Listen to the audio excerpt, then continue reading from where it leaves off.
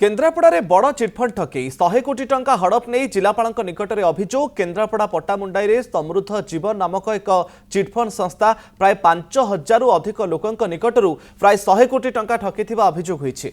अभियोग अनुसार लोके यह संस्थार अर्थ लगाण करथिले। एही अर्थरे संपृक्त संस्था गाई छेली मईंसी इत्यादि किणिबो बोली कहितिला, जहां संस्था निकट में रहिबो एवं एथिरु जो लाभ हेबो 5 वर्ष में 2 गुण अर्थ फेरस्त कर लोभ देखाई प्राय 500 एजेंट निकटरू 50 लाख 1 कोटी लेखा जनक आदाय करा जायतिला।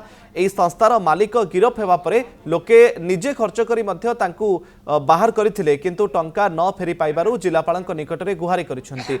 जिलापाल तदंत करिवे बोली निर्देश दैछन्ते। आमे आगुरु समृद्ध जीवन फूड्स इंडिया कंपनी रे काम करथुलु।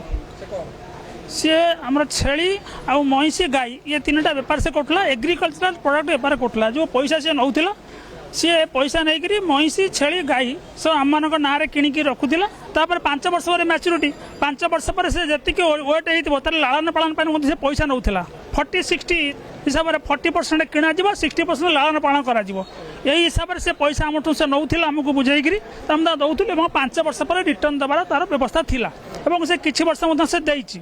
तापर धीरे धीरे कंपनी बंद हो गला। जिलापाल पाख आम अभियोग थिला जे समृद्ध जीवन फूड्स इंडिया लिमिटेड गोटे कंपनी रे आमे पैसा इन्वेस्ट करथिलु आउ कंपनी कोटी कोटी टका नहीं कि फेरार हो जाइछि। आबरे 100 कोटी भली हबो। केन्द्रापड़ा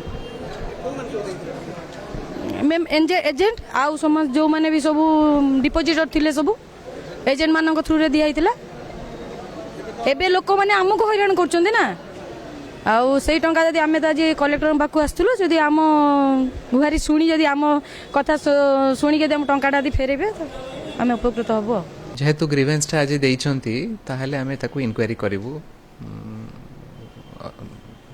हमर एग्रीकल्चर को अधिकारी द्वारा एवं ब्लॉक रे ताकू आमे इनक्वायरी करिवु एवं पदक्षेप नेबु।